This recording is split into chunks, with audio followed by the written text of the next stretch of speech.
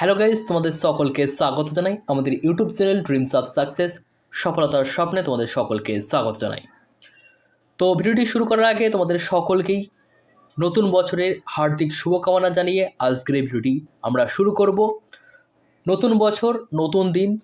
তো এই নতুন বছরে নিজের যে প্রিভিয়াস ভুলগুলি রয়েছে সেগুলো শুধরে নিয়ে আমাদের টার্গেট হবে এই 2024 সালেই আমরা কিন্তু আমাদের জন্য একটি চাকরি, সেটা কিন্তু আমরা নিজের করে নেব। আমাদের বাবা মায়ের সাথে সাথে নিজেদের স্বপ্নগুলো এই বছরই আমরা পূরণ করার চেষ্টা করব। তো এই বলেই আজকে আমরা এই ভিডিওটি শুরু করছি। আজকের ভিডিওটির মাধ্যমে যে সমস্ত প্রশ্ন উত্তরগুলো আলোচনা করব, প্রত্যেকটা প্রশ্ন তোমাদের আপকামিং ডাব্লিউবিপি কনস্টেবল, তার সাথে লেডি কনস্টেবলের মেন পরীক্ষা, যার কিন্তু সময় হাতে একদমই নেই। তোমরা জানো তোমাদের 21 তারিখে পরীক্ষা হবে। তো তোমাদের হাতে গোনা আর মাত্র 20টা দিন সময় রয়েছে। তো এই 20টা দিন সময় তোমাদের যেন অবহেলায় না যায়। তোমরা এত কষ্ট করে প্রিলি পাস করেছো, তারপরে মাঠ পাস করেছো, এরপর তোমাদের ফাইনাল পরীক্ষা, যে পরীক্ষায় সফল হলেই তোমরা কিন্তু চাকরির যে হকদার সেটা কিন্তু তোমরা হয়ে যাবে। তো এখানে কিন্তু একদমই অবহেলা করো না। 20টা দিন সময় রয়েছে, যতটা তোমার ক্ষমতা রয়েছে ততটা ক্ষমতা দিয়ে তুমি চেষ্টা করো, সম্পূর্ণ দিয়ে চেষ্টা করো। আশা করি তোমরা সফল হবে। তো আজকের এই ভিডিওটিতে আমরা যে সমস্ত প্রশ্ন উত্তরগুলো আলোচনা করব, প্রত্যেকটা প্রশ্ন তোমাদের আপকামিং এই সমস্ত পরীক্ষার জন্য গুরুত্বপূর্ণ। তাই তোমরা প্রত্যেকটা প্রশ্ন নিজেরা প্রথমত দেওয়ার চেষ্টা করবে এবং পরবর্তীতে আমাদের সাথে মিলিয়ে নেবে। তো চলো আর বেশি কথা না বাড়িয়ে শুরু করা যাক আজকের এই ভিডিওটি। তো এখানে প্রথম কোশ্চেন দেখতে পাচ্ছ, সুপার সাইক্লোনের ইয়াস নাম কে দিয়েছে? সুপার সাইক্লোন ইয়াস এই ঝড়টির নাম কোন দেশ দিয়েছে? তো এটা কিন্তু গুরুত্বপূর্ণ একটি প্রশ্ন। আমরা এই প্রশ্নগুলো কিন্তু প্রিভিয়াস ইয়ারের ডাব্লিউবিসিএস থেকে সংগ্রহ করেছি। আর তোমরা জানো তোমাদের ডাব্লিউবিপি কনস্টেবল বা লেডি কনস্টেবলে কিন্তু ডাব্লিউবিসিএস থেকে কিন্তু হুবাহু কমন কিন্তু আসে। তাই তোমরা কিন্তু প্রত্যেকটা প্রশ্ন নিজেরা উত্তর দেওয়ার চেষ্টা করো। তো এখানে আমাদের সঠিক উত্তরটি হবে অপশন বি, ওমান হচ্ছে এই সুপার সাইক্লোন ইয়াসের নামকরণ করেছিল। চলো নেক্সট 2 নম্বর প্রশ্ন দেখো, হাইড্রোলিক প্রেসার কোন সূত্র ভিত্তিক? হাইড্রোলিক প্রেসার কোন সূত্রের ওপর কাজ করে? তো হাইড্রোলিক প্রেসারটি কাজ করে পাস্কেলের সূত্রের ওপর। Option B is the right answer. Next 3 নম্বর প্রশ্ন দেখো, সিংহাসনে আরোহণের আগে কোন সুলতান কৃতদাস ছিলেন না? সিংহাসনে আরোহণের আগে কোন সুলতান কৃতদাস ছিলেন না? তো তোমরা কিন্তু এই নাগুলো কিন্তু লক্ষ্য করবে। তোমাদের প্রত্যেকটা পরীক্ষায় কিন্তু এই শেষে না দেওয়া থাকে, সেখানে কিন্তু তোমরা প্রথমেই যেহেতু কুতুবউদ্দিন আইবক আছে, এখানে তোমরা যদি দেখো কোন সুলতান কৃতদাস ছিল, সেক্ষেত্রে তোমরা কিন্তু প্রথম অপশনটাই করে দেবে। তো এইরকম ভুল কিন্তু যাতে না হয়, তো এখানে আমরা কিন্তু এরকম ধরনের কোশ্চেন কিন্তু রেখেছি। তো এখানে আমাদের সঠিক উত্তরটি হবে সিংহাসন আরোহণের আগে আলাউদ্দিন খলজি নিম্নের মধ্যে ইনিই কিন্তু একমাত্র যে কিন্তু কৃতদাস ছিল না। বাকি 3জনই কিন্তু কৃতদাস ছিলেন সিংহাসনে আরোহণ করার আগে। নেক্সট 4 নম্বর প্রশ্ন দেখো, 1857 সালে বিদ্রোহের সময় মুঘল সম্রাট কে ছিলেন? 1857 সালে মহাবিদ্রোহের সময় মুঘল সম্রাট কে ছিলেন? তো এখানে সঠিক উত্তরটি হবে আমাদের অপশন সি, বাহাদুর শাহ। তিনি ছিলেন 1857 সালে বিদ্রোহের সময় মুঘল সম্রাট। নেক্সট 5 নম্বর প্রশ্ন দেখো, ভীষণ গুরুত্বপূর্ণ একটি প্রশ্ন, শান্তিস্বরূপ ভাটনাগর পুরস্কার প্রদান করা হয় কোন ক্ষেত্রে?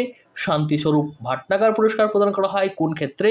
তো এখানে আমাদের সঠিক উত্তরটি হবে বিজ্ঞান ও প্রযুক্তি ক্ষেত্রে শান্তিস্বরূপ ভাটনাগর পুরস্কার প্রদান করা হয়ে থাকে। চলো পরবর্তী প্রশ্নটি দেখে নেব।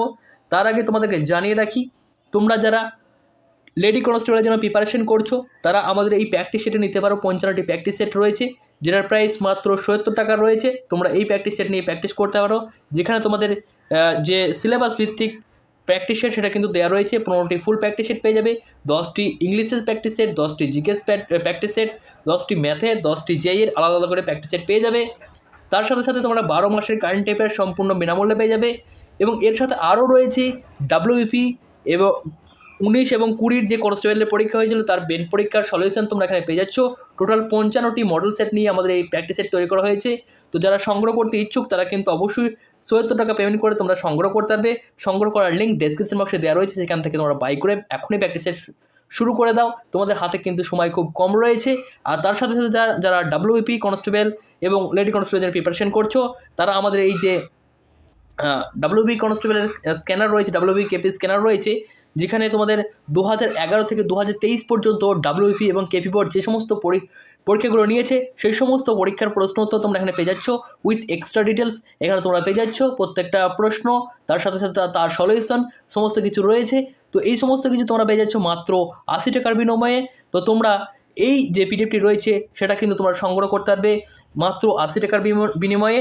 এবং এই দুটি পিডিএফ যদি কেউ নিতে চাও সেক্ষেত্রে তোমরা কিন্তু এই পিডিএফটি দুটি পাবে, তোমাদের প্রাইস পড়বে মাত্র 130 রুপিস। 130 রুপিস তোমাদের প্রাইস পড়বে। এই দুটি পিডিএফ যদি কেউ একসাথে নিতে চাও সেক্ষেত্রে তাদের প্রাইস পড়বে 130 রুপিস।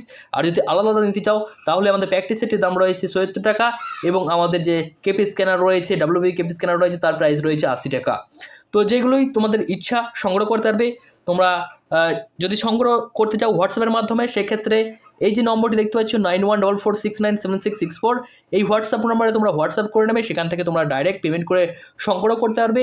তো যদি কম্বাইন্ড এই দুটো নিতে চাও সেক্ষেত্রে তো কিন্তু অবশ্যই তোমরা হোয়াটসঅ্যাপে এসএমএস করে নেবে একবার, কারণ এই অফারটি শুধুমাত্র তোমরা হোয়াটসঅ্যাপের মাধ্যমেই পাবে।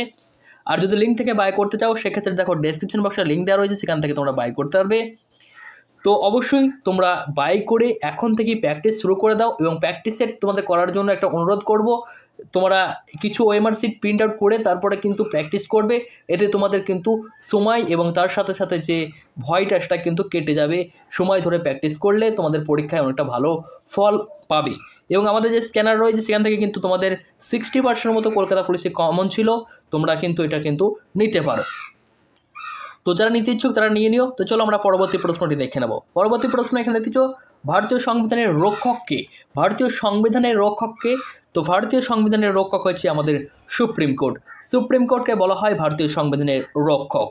নেক্সট 7 নম্বর প্রশ্ন দেখো, মনসব মানে কি? মনসব মানে কি? ভীষণ গুরুত্বপূর্ণ একটি প্রশ্ন।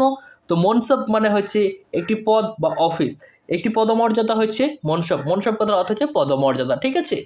চলো নেক্সট প্রশ্নটা দেখে নেবো। নেক্সট প্রশ্ন দেখো, গুরুত্বপূর্ণ একটি প্রশ্ন, একটু হায়ার লেভেলের কোশ্চেন। দেখো, দক্ষিণ থেকে উত্তর হিমালয়ের রেঞ্জের নিচে কোনটি সঠিক ক্রম? দক্ষিণ থেকে উত্তর হিমালয়ের রেঞ্জে যে সঠিক ক্রম সেটি কোনটি? তো এখানে তো সঠিক উত্তরটি হবে অপশন ডি। অপশন ডিটি আমাদের এখানে সঠিক উত্তর হবে। অপশন ডিতে কী রয়েছে দেখো, প্রাপঞ্জল প্রথমে হবে দক্ষিণ থেকে উত্তরে যাওয়ার জন্য, তারপরে জাস্কার, তারপর লাদাখ, তারপরে কারাকোরাম আসবে, ঠিক আছে। তো এই ছিল প্রশ্ন। চলো নেক্সট 9 নম্বর প্রশ্ন দেখে নেব, নিচের কোনটি দূরত্বের একক নয়? দেখো শেষ পর্যন্ত শুধু 9 কিন্তু আসছে এখানে। দেখো দূরত্বের একক নয় কোনটি? এখানে সঠিক উত্তরটি হবে অপশন ডি, জিপি। এটা কিন্তু দূরত্বের একক নয়, বাকিগুলো কিন্তু দূরত্বের একক। নেক্সট 10 নম্বর প্রশ্ন দেখো, শুকনো বরফ মানে কি? শুকনো বরফ কি? তো আমরা জানি কঠিন CO2 রূপ হচ্ছে শুকনো বরফ, অর্থাৎ option D is the right answer. কঠিন CO2 রূপ হচ্ছে শুকনো বরফ। নেক্সট 11 নম্বর প্রশ্ন দেখো, ভারতে 2011 সালে জনগণনা অনুসারে নিম্নলিখিত কেন্দ্রশাসিত অঞ্চলগুলির মধ্যে কোনটিতে লিঙ্গানুপাত সবচেয়ে বেশি? 2011 জনগণনাটা কিন্তু খুবই গুরুত্বপূর্ণ, এখান থেকে একটা প্রশ্ন আসবে। তো এইখানে দেখো কোশ্চেনটা কী করা হয়েছে, 2011 সালে যে জনগণনা হয়েছিল, বাদামসমাটি হয়েছিল, সেখানে সেই জনগণনা অনুযায়ী লিঙ্গানুপাত অনুসারে কেন্দ্রশাসিত অঞ্চলের মধ্যে কোনটিতে সবচেয়ে বেশি রয়েছে লিঙ্গানুপাত? তো এখানে আমাদের সঠিক উত্তরটি হবে অপশন বি, পুদুচেরি। যদি কেন্দ্রশাসিত অঞ্চল না হতো সেক্ষেত্রে কিন্তু আমাদের উত্তর হতো কেরালা, ঠিক আছে। চলো নেক্সট 12 নম্বর প্রশ্ন দেখো, কবে সুন্দরবনকে রামাসার সাইট হিসেবে ঘোষণা করা হয়েছে? কবে সুন্দরবনকে রামাসার সাইট হিসেবে ঘোষণা করা হয়েছে? তো এটি করা হয়েছে 2019 সালে রামাসার সাইট হিসেবে ঘোষণা করা হয়েছে আমাদের সুন্দরবনকে। নেক্সট 13 নম্বর প্রশ্ন দেখো, ভারতীয় সংবিধানের 21 ধারা কি নিশ্চিত করে? ভারতীয় সংবিধানের 21 নং ধারা কি নিশ্চিত করে? তো এখানে আমাদের সঠিক উত্তরটি হবে ভারতীয় সংবিধানের 21 নং ধারা জীবন এবং ব্যক্তিগত স্বাধীনতার অধিকারকে স্বীকৃতি দেওয়া হয়েছে এখানে। তো চলো নেক্সট 14 নম্বর প্রশ্ন দেখো, চাঁদ ও পৃথিবীর ব্যাসের অনুপাত প্রায় কত? চাঁদ এবং পৃথিবীর ব্যাসের অনুপাত হচ্ছে 1:4। 1:4 হচ্ছে চাঁদ এবং পৃথিবীর ব্যাসের অনুপাত। নেক্সট 15 নম্বর প্রশ্ন দেখো, শরৎচন্দ্রের নিম্নলিখিত উপন্যাসগুলির মধ্যে কোনটি ভারতের বিপ্লবী আন্দোলনে স্পষ্টভাবে প্রতিফলিত করেছে? শরৎচন্দ্রের নিম্নলিখিত উপন্যাসগুলির মধ্যে কোনটিতে ভারতের বিপ্লবী আন্দোলনকে স্পষ্টভাবে প্রতিফলিত করেছে?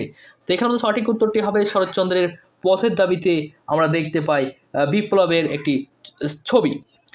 তো চলো নেক্সট 16 নম্বর প্রশ্ন দেখো, সিয়াচেন হিমবাহ নিম্নলিখিত কোন পর্বতমালায় অবস্থিত? সিয়াচেন হিমবাহ এটি নিম্নলিখিত কোন পর্বতমালায় অবস্থিত? তো এখানে সঠিক উত্তরটি হবে অপশন এ, কারাকোরাম পর্বতমালায়। নেক্সট 17 নম্বর প্রশ্ন দেখো, চিপকো আন্দোলন কী নামে পরিচিত? চিপকো আন্দোলন কী নামে পরিচিত?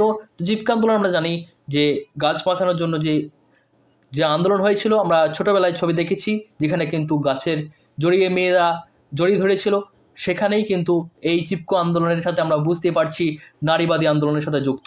এখানে নারীরা গাছ কাটতে দেবে না বলে কিন্তু গাছগুলোকে জড়িয়ে ধরে রেখেছিল, সেই চিপকো আন্দোলনের এখানে কিন্তু কথা বলা হচ্ছে। চলো নেক্সট পরবর্তী প্রশ্ন এখানে দেখছো, কোন তুর্কি সুলতান ইকতা প্রথা চালু করেছিল? ইকতা প্রথা কে চালু করেছিল? তো ইকতা প্রথা এটি চালু করেছিল ইলতুৎমিশ। ইলতুৎমিশ ইকতা প্রথা প্রচলন করেছিল। ভীষণ গুরুত্বপূর্ণ একটি প্রশ্ন। নেক্সট 18 নম্বর প্রশ্ন দেখো, জাতীয়বাদী সংবাদপত্র সন্ধ্যার সম্পাদক কে ছিলেন? জাতীয়বাদী সংবাদপত্র সন্ধ্যার সম্পাদক কে ছিল? তো সন্ধ্যা পত্রিকার সম্পাদক ছিলেন ব্রহ্মবন্ধব উপাধ্যায়। নেক্সট 19 নম্বর প্রশ্ন দেখো, ভারত সরকার কোন বছর মানবাধিকার রক্ষার জন্য আইন পাস করেছে? ভারত সরকার কোন বছর মানবাধিকার রক্ষার জন্য আইন পাস করেছে? তো এখানে সঠিক উত্তরটি হবে অপশন বি, 1993 সালে। 1993 সালে এখানে আমাদের মানবাধিকার রক্ষার জন্য আইন পাস করা হয়েছিল। নেক্সট 20 নম্বর প্রশ্ন দেখো, ভারতীয় সংবিধানের কোন সংশোধনী অধীনে ভোটদানের বয়স 21 বছর থেকে কমিয়ে 18 বছর করা হয়েছে? ভীষণ গুরুত্বপূর্ণ প্রশ্ন, বারংবার পরীক্ষায় আসে। তো এখানে সঠিক উত্তরটি হবে ভারতীয় সংবিধানের 61তম সংবিধান সংশোধনের মাধ্যমে ভোটদানের বয়স 21 বছর থেকে কমিয়ে 18 বছর করা হয়েছে। চলো নেক্সট 21 নম্বর প্রশ্ন দেখো, গতিধারা প্রকল্পের আয়ত্তে একজন সুবিধাভোগী সর্বাধিক সরকারি ভর্তুকি হিসেবে কত টাকা পেতে পারেন? গতিধারা প্রকল্প, এই প্রকল্পের আয়ত্তে একজন সুবিধাভোগী সর্বাধিক কত টাকা তিনি পেয়ে থাকেন? তো এখানে সঠিক উত্তরটি হবে অপশন বি, প্রায় 1 লক্ষ টাকা তিনি কিন্তু পেয়ে থাকেন।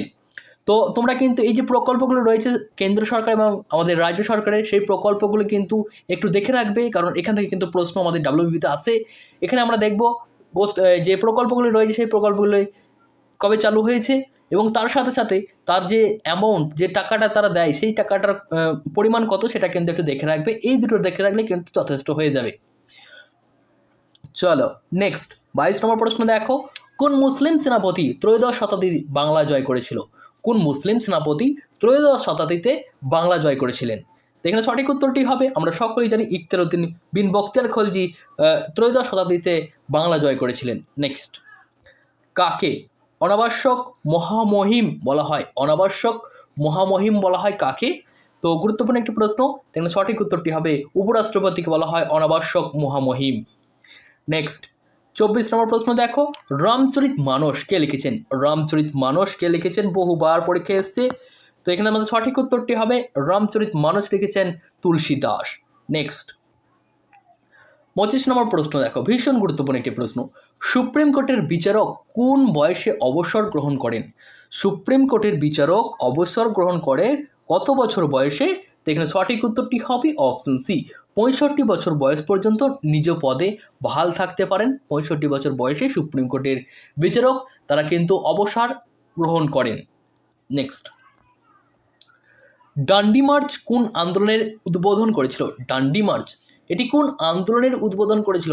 ডান্ডি মার্চের মাধ্যমেই কিন্তু আমাদের আইন অমান্য আন্দোলন সেটা কিন্তু সূচনা হয়েছিল। আমরা জানি ডান্ডি মার্চ সবরমতী আশ্রম থেকে শুরু হয়েছিল। নেক্সট 27 নম্বর প্রশ্ন দেখো, কোন বিপ্লবী নেতা জেল থেকে প্রাণ ভিক্ষার আবেদন করেছিল? কোন বিপ্লবী নেতা জেল থেকে প্রাণ ভিক্ষার আবেদন করেছিল? এখানে আমাদের সঠিক উত্তরটি হবে ভিডি সাভারকার। ভিডি সাভারকার তিনি কিন্তু যে আমাদের গান্ধীজিকে হত্যা করেছিল, সেখান থেকে তিনি কিন্তু ভিডি সাভারকার তিনি জেল থেকে ইংরেজদের কাছ থেকে তারা কিন্তু যে সাজা তার ক্ষমা করার জন্য অনুরোধ করেছিল বা চিঠি লিখেছিল। বিপ্লবী নেতা ছিল তিনি, একজন প্রাণ ভিক্ষার আবেদন তিনি করেছিল ভিডি সাভারকার, আমরা জানি এই ইতিহাস। চলো নেক্সট 28 নম্বর প্রশ্ন দেখো, ভারতের বর্তমান মুখ্য নির্বাচন কমিশনার কে রয়েছেন? ভারতের বর্তমান মুখ্য নির্বাচন কমিশনার কে রয়েছেন? তো এখানে মধ্যে সঠিক উত্তরটি হবে চিফ ইলেকশন কমিশনার রয়েছে রাজীব কুমার। বর্তমান মুখ্য নির্বাচন কমিশনার রয়েছেন রাজীব কুমার। এবং আমরা জেনে রাখবো আমাদের যে প্রথম মুখ্য নির্বাচন কমিশনার ছিলেন তিনি হচ্ছেন সুকুমার সেন। নেক্সট 29 নম্বর প্রশ্ন দেখো, পূর্বঘাট পর্বতমালার সর্বোচ্চ শৃঙ্গ কোনটি? পূর্বঘাট পর্বতমালার সর্বোচ্চ শৃঙ্গ কোনটি? তো পূর্বঘাট পর্বতমালার সর্বোচ্চ শৃঙ্গ হচ্ছে জিন্দাগাদা তিনি, এটি হচ্ছে পূর্বঘাট পর্বতমালার সর্বোচ্চ শৃঙ্গ। নেক্সট 30 নম্বর প্রশ্ন দেখো, পাকিস্তান প্রস্তাব কবে গৃহীত হয়? গুরুত্বপূর্ণ একটি প্রশ্ন। পাকিস্তান প্রস্তাবটি গৃহীত হয় 23শে মার্চ 1940 সালে। নেক্সট 31 নম্বর প্রশ্ন দেখো, সেফটি ভালভ তত্ত্ব কে প্রচার করেন এবং সেটি কোন প্রতিষ্ঠান সম্পর্কে? সেফটি ভালভ এটি কে কোন প্রতিষ্ঠান সম্পর্কে বলেছিল? তো এই সেফটি ভালভ এটি বলেছিল অ্যালান অক্টোভিয়ান হিউম ভারতীয় জাতীয় কংগ্রেস সম্পর্কে। ভারতের জাতীয় কংগ্রেস সম্পর্কে অ্যালান অক্টোভিয়ান হিউম, যিনি কিন্তু জাতীয় কংগ্রেসের প্রতিষ্ঠাতা, 1885 খ্রিস্টাব্দে তিনি এটা কিন্তু বলেছিলেন। মনে রাখবে জাতীয় কংগ্রেস থেকে কিন্তু প্রশ্ন আসবে, তো জাতীয় কংগ্রেসের পার্টটা কিন্তু মনে রেখে তোমরা কিন্তু। চলো নেক্সট 32 নম্বর প্রশ্ন দেখো, মুকুটমণিপুর বাঁধ নিম্নলিখিত কোন নদীর উপর অবস্থিত? মুকুটমণিপুর বাঁধ নিম্নলিখিত কোন নদীর উপর অবস্থিত? এখানে আমাদের সঠিক উত্তরটি হবে অপশন ডি, কংসাবতী নদীর উপর অবস্থিত মুকুটমণিপুর বাঁধ। চলো নেক্সট, ভীষণ গুরুত্বপূর্ণ একটি প্রশ্ন, ভীষণ গুরুত্বপূর্ণ। ভারতের প্রত্যক্ষ কর কোনটি? কোনটি নিম্নের মধ্যে ভারতের প্রত্যক্ষ কর? ভারতের প্রত্যক্ষ কর কোনটি নিম্নের মধ্যে? তো এখানে আমাদের সঠিক উত্তরটি হবে প্রত্যক্ষ কর হচ্ছে ভারতের যেটি, সেটা হচ্ছে সম্পদ কর। এটি এখানে আমাদের প্রত্যক্ষ কর। এবং আমাদের পরোক্ষ কর এগুলো হচ্ছে ভ্যাট, জিএসটি, আবগারি শুল্ক, এগুলো কিন্তু হচ্ছে পরোক্ষ কর। চলো নেক্সট 34 নম্বর প্রশ্ন দেখো, ইন্ডিয়ান ইন্ডিপেন্ডেন্স লীগের সঙ্গে কারা জড়িত ছিল? ইন্ডিয়ান ইন্ডিপেন্ডেন্স লীগের সাথে কারা জড়িত ছিল? এখানে সঠিক উত্তরটি হবে রাসবিহারী বসু, তিনি কিন্তু ইন্ডিয়ান ইন্ডিপেন্ডেন্স লীগের সাথে জড়িত ছিল। নেক্সট, নয়াদিল্লি ভারতের নতুন রাজধানী লর্ড আরউইন দ্বারা উদ্বোধন করা হয়েছিল কোন সালে? নয়াদিল্লি ভারতের নতুন রাজধানী লর্ড আরউইন এটি উদ্বোধন করেছিল কত সালে? তো এখানে সঠিক উত্তরটি হবে 1931 সালে নয়াদিল্লি ভারতের নতুন রাজধানী, সেটা কিন্তু লর্ড আরউইন উদ্বোধন করেন। এবং আমাদের রাজধানী কিন্তু আগে কলকাতা ছিল, সেটা কিন্তু 1911 সালে দিল্লিতে ট্রান্সফার করা হয়। ঠিক আছে, চলো নেক্সট, এটা একটা গুরুত্বপূর্ণ প্রশ্ন। দেখো, শকাব্দ কখন শুরু হয়? এইখানে জিনিসটা দেখো, তোমাদের কনফিউজ করার জন্য দেখো সমস্ত কিন্তু এখানে দেওয়া রয়েছে 78। আমরা জানি 78 এটা কিন্তু খ্রিস্টাব্দ না খ্রিস্টপূর্বাব্দ? খ্রিস্টপূর্বাব্দ 178 না 178 খ্রিস্টাব্দ, এইগুলোকে দিয়ে কিন্তু তোমাদের কনফিউজ করার চেষ্টা করবে। তো তোমরা এইগুলো কিন্তু ভালো করে লক্ষ্য করবে। আমাদের শকাব্দ পরিচালন হয় 78 খ্রিস্টাব্দ থেকে, অর্থাৎ option A is the right answer. Next 37 নম্বর প্রশ্ন দেখো, কম্প্যাক্ট ডিস্কের রঙের বর্ণালী কী কারণে প্রদর্শিত হয়? কম্প্যাক্ট ডিস্ক বা সিডি, যার ফুল ফর্ম আছে কম্প্যাক্ট ডিস্ক, সেখানে কিন্তু রঙের বর্ণালী কী কারণে প্রদর্শিত হয়ে থাকে? তো এটা আলোর বিচ্ছুরণের কারণে হয়ে থাকে। আলোর বিচ্ছুরণের যে নীতি, সেই নীতি অনুযায়ী এটা কিন্তু যে প্রদর্শিত হয়ে থাকে বর্ণালীগুলি। নেক্সট 38 নম্বর প্রশ্ন দেখো, কলকাতায় এশিয়াটিক সোসাইটি কে প্রতিষ্ঠা করেছিলেন? কলকাতায় এশিয়াটিক সোসাইটি প্রতিষ্ঠা করেছিলেন আমরা জানি সকলেই উইলিয়াম জোন্স, তিনি কিন্তু আমাদের কলকাতা এশিয়াটিক সোসাইটি প্রতিষ্ঠা করেছিলেন তিনি। নেক্সট 39 নম্বর প্রশ্ন দেখো, ভারত কেন্দ্রীয় সরকার জুন 2014 সালে শুরু করেছিল নমামি গঙ্গে। এই নমামি গঙ্গে এটি নিম্নলিখিত কোন কর্মসূচির সাথে যুক্ত? নমামি গঙ্গে এই প্রকল্প কিন্তু আমাদের 2014 সালে চালু হয়েছিল। সেখানে কিন্তু কেন্দ্র সরকার কিসের জন্য এই নমামি গঙ্গা চালু করেছিল সেটা কিন্তু এখানে তাদের জানতে চেয়েছে। তো নমামি গঙ্গে এই প্রকল্পটি হচ্ছে আমাদের যে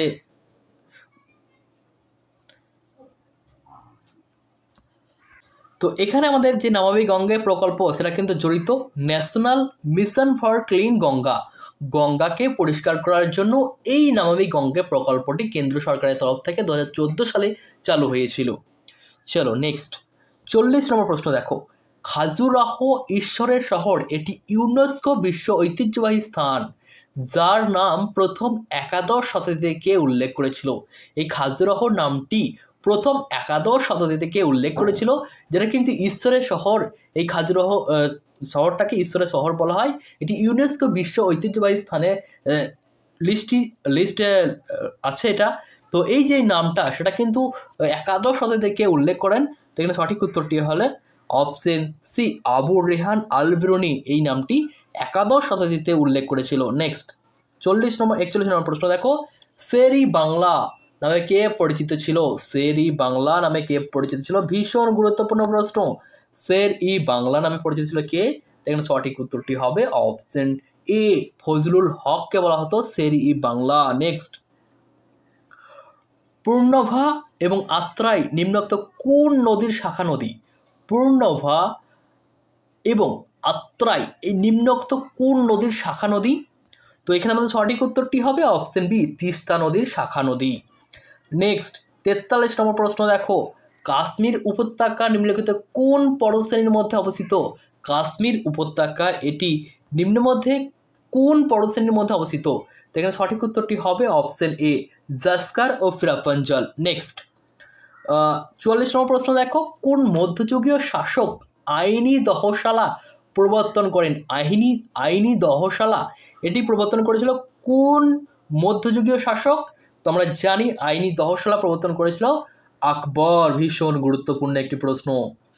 নেক্সট, ভারতের বৃহত্তম হিমবাহ কোনটি? ভারতের বৃহত্তম হিমবাহ কোনটি? তো ভারতের বৃহত্তম হিমবাহ হচ্ছে সিয়াচেন হিমবাহ। Option C is the right answer.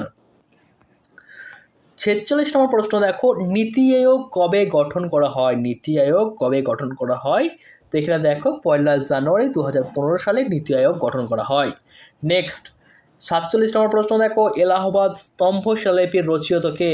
Allahabad স্তম্ভ শিলালিপির রচয়িতা কে? তো এখানে সঠিক উত্তরটি হবে অপশন বি, হরিসেন হয়েছে এলাহাবাদ স্তম্ভলিপি বা এলাহাবাদ প্রশস্তি রচনা করেছেন হরিসেন। নেক্সট 48 নম্বর প্রশ্ন দেখো, মুদ্রাস্ফীতি কি? মুদ্রাস্ফীতি কি? তো এখানে সঠিক উত্তরটি হবে মুদ্রাস্ফীতি হচ্ছে মূল্য স্তরের ক্রমাগত বৃদ্ধি, এটি হচ্ছে মুদ্রাস্ফীতি। নেক্সট, কোন প্রাণীটি নেতাজি আইএনএ পতাকার প্রতীকের অংশ ছিল? নেতাজির যে আইএনএ, সেই আইএনএ দলের পতাকার প্রতীকের অংশ ছিল কোন প্রাণীটি? তো এখানে সঠিক উত্তরটি হবে আমাদের অপশন সি, নেতাজির আইএনএর যে সংগঠন ছিল সেখানে কিন্তু যে পতাকা ছিল সেই পতাকার প্রতীক হিসেবে বাঘকে স্থান দেওয়া হয়েছিল। নেক্সট 50 নম্বর প্রশ্ন দেখো, কার হাতে ভারতের কারেন্সি নোট ছাপানোর দায়িত্ব রয়েছে? ভারতের কারেন্সি নোট ছাপানোর দায়িত্ব রয়েছে কে? তো আমরা জানি আমাদের ভারতের কারেন্সি নোট ছাপানো হয় রিজার্ভ ব্যাঙ্ক অফ ইন্ডিয়ার মাধ্যমে। চলো নেক্সট 51 নম্বর প্রশ্ন দেখো, কুর্নুল কুদাপা খালটি নিম্নলিখিত কোন নদী থেকে তৈরি হয়েছে? কুর্নুল কুদাপা খালটি নিম্নলিখিত কোন নদী থেকে তৈরি হয়েছে? তো এখানে সঠিক উত্তরটি হবে অপশন ডি, তুঙ্গভদ্রা নদী থেকে তৈরি হয়েছে কুর্নুল কুদাপা এই খালটি। নেক্সট 52 নম্বর প্রশ্ন দেখো, সন্ধ্যাকার নন্দী কাদের সভাকবি ছিল? সন্ধ্যাকার নন্দী, তো এখানে আমাদের সঠিক উত্তরটি হবে সন্ধ্যাকার নন্দী ছিল।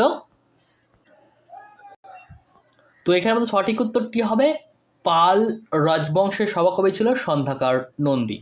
নেক্সট 53 নম্বর প্রশ্ন দেখো, বিক্রমশিলা বিহার কে প্রতিষ্ঠা করেন? ভীষণ গুরুত্বপূর্ণ একটা প্রশ্ন, পরীক্ষায় এসেছে এবং আসার সম্ভাবনা রয়েছে প্রবল। তো এখানে সঠিক উত্তরটি হবে বিক্রমশিলা বিহার প্রতিষ্ঠা করেছিলেন ধর্মপাল। নেক্সট, কে হাইকোর্টের প্রধান বিচারপতি নিয়োগ করেন? হাইকোর্টের প্রধান বিচারপতিকে কে নিয়োগ করে থাকে? তো হাইকোর্টের প্রধান বিচারপতিকে নিয়োগ করে রাষ্ট্রপতি। Option B is the right answer. Next, কোন ভারতীয় জাতীয়বাদী নেতা grand old man of India নামে পরিচিত? Grand old man of India বলা হয় দাদাভাই নাওরেজ্জিকে, আমরা সকলেই জানি। ভীষণ গুরুত্বপূর্ণ একটি প্রশ্ন ছিল। নেক্সট 56 নম্বর প্রশ্ন দেখো, অমুক্ত মাল্যদা কে লিখেছেন? এই প্রশ্নটা কিন্তু বারংবার রিপিট হয়, এটা কিন্তু একটু মনে রেখো, ঠিক আছে? তো এখানে সঠিক উত্তরটি হবে অপশন ডি, কৃষ্ণদেব রায় লিখেছেন অমুক্ত মাল্যদা এই গ্রন্থটি। নেক্সট 57 নম্বর প্রশ্ন দেখো, গান্ধীজি যখন আইন অমান্য আন্দোলন শুরু করেছিলেন তখন ভারতের গভর্নর জেনারেল কে ছিলেন? অর্থাৎ আইন অমান্য আন্দোলনের সময় ভারতের গভর্নর জেনারেল কে ছিলেন? তো এখানে সঠিক উত্তরটি হবে অপশন ডি, লর্ড আরউইন ছিলেন আইন অমান্য আন্দোলনের সময় ভারতের গভর্নর জেনারেল। নেক্সট, কত সালে বঙ্গভঙ্গ রোধ হয়? বঙ্গভঙ্গ কত সালে রোধ হয়? তো এখানে সঠিক উত্তরটি আমাদের হবে অপশন বি, 1911 সালে বঙ্গভঙ্গ রোধ হয় এবং 1905 সালে বঙ্গভঙ্গ সূচনা হয়েছিল। চলো নেক্সট, 59 নম্বর প্রশ্ন দেখো, সরাবতী জলবিদ্যুৎ প্রকল্প কোথায় অবস্থিত? সরাবতী জলবিদ্যুৎ প্রকল্প কোথায় অবস্থিত? তো এখানে সঠিক উত্তরটি হবে সরাবতী জলবিদ্যুৎ প্রকল্পটি অবস্থিত Karnataka. Option B is the right answer. Next, 60 নম্বর প্রশ্ন দেখো, স্বরাজ আমার জন্মগত অধিকার এই স্লোগানটি কে প্রবর্তন করেন? ভীষণ গুরুত্বপূর্ণ একটি প্রশ্ন। স্বরাজ আমার জন্মগত অধিকার এই উক্তিটিকে করেছিল? এখানে সঠিক উত্তরটি হবে অপশন সি, বাল গঙ্গাধর তিলক স্বরাজ আমার জন্মগত অধিকার এই উক্তিটি করেছিল। তো এই ছিল 60টে কোশ্চেন। এবার তোমাদের একটা হোমওয়ার্ক রয়েছে, সেটা তোমাদের দেখে নাও। তো কলকাতা বিশ্ববিদ্যালয় কবে প্রতিষ্ঠিত হয় এটি তোমাদের আজকের হোমওয়ার্ক। তোমরা সকলেই এই কোশ্চেনের অ্যান্সারটা কমেন্ট বক্সে কমেন্ট করে জানাবে এবং এই যে 60টি কোশ্চেন আমরা করলাম তার মধ্যে কতগুলি তোমার ঠিক হলো কতগুলি ভুল হলো সেটা কিন্তু জানাতে ভুলবে না। এবং যারা লেডি কনস্টেবলের জন্য প্রিপারেশন করছো তারা কিন্তু ভালো মতো এখন থেকে পড়া শুরু করো, মানে কোনো রকম ফাঁকি না দিয়ে এখনও যদি পড়ো সেক্ষেত্রে তোমরা কিন্তু অনেকটাই এগিয়ে থাকবে। যতটা তোমার শক্তি রয়েছে ততটা শক্তি দিয়ে তুমি কিন্তু এখন পড়ার চেষ্টা করো এবং প্র্যাকটিস সেটটি যারা নিতে ইচ্ছুক তারা নিয়ে নেবে। এই কটা দিন কিছুটা প্র্যাকটিস করে গেলে তোমাদের কিন্তু একটা কনফিডেন্স লেভেল সেটা কিন্তু বাড়বে। মাত্র 70 টাকার বিনিময়ে তোমরা কিন্তু প্র্যাকটিস সেট নিতে পারো এবং যদি তোমরা ভাবো দুটো পিডিএফ আমরা নিয়ে নেবো ভবিষ্যতে ডাব্লিউবি কনস্টেবলের জন্য, সেক্ষেত্রে তোমরা সেটাও নিতে পারো। তার জন্য তোমাদের প্রাইস পড়বে মাত্র 130 রুপিস, অর্থাৎ 130 টাকার বিনিময়ে তোমরা কিন্তু দুটি পেয়ে যাবে। এটা কিন্তু কিছুদিনের জন্য তোমরা এই এত কম দামে পেয়ে যাচ্ছ, এরপরে কিন্তু প্রাইসটা বেড়ে যাবে, তখন কিন্তু তোমাদের ওই 160-70 এরকম প্রাইস কিন্তু পড়ে যাবে। সেক্ষেত্রে তোমাদের কিন্তু তখন একটু চাপ পড়ে যাবে। সেক্ষেত্রে তোমাদের যদি নিতে ইচ্ছুক হয়, যদি নিতে মন চায়, যদি দেখতে ইচ্ছা হয় একবার, সেক্ষেত্রে তোমরা কিন্তু অবশ্যই এখনই কিন্তু পিডিএফটি বাই করে নেবে, এতে তোমাদের কিন্তু অনেকটাই লাভ হবে। তো এই বলেই আজকে আমরা আমাদের এই ভিডিওটি শেষ করছি।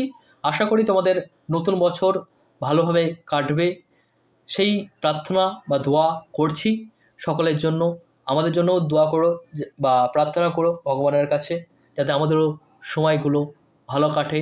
এই নতুন বছরের সাথে সাথে যেন আমাদেরও উন্নতি হয়, তোমাদেরও উন্নতি, সকলের উন্নতি হয়, সেই আশা রেখে সেই দোয়া বা প্রার্থনা ভগবানের কাছে করে তোমাদের সকলের কাছ থেকে বিদায় নিচ্ছি। দেখা হবে পরবর্তী ভিডিওতে, ততক্ষণ ভালো থেকো, সুস্থ থেকো। Thanks for watching.